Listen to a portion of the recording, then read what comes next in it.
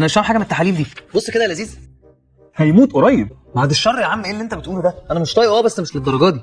بص كده يا زومبا.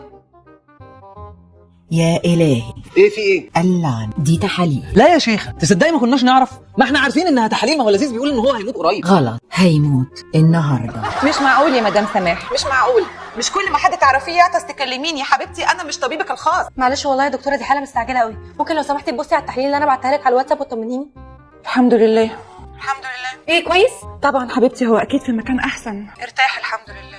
هو مين ده اللي ارتاح؟ هي دي مش تحاليل واحد متوفي؟ لا طبعا ده عايش. ايه اللي انت بتقوليه ده يا دكتوره؟ ايه ده؟ ما شاء الله.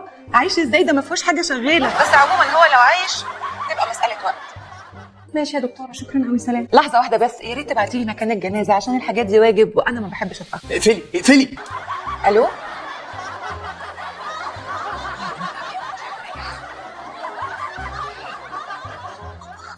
يا دي.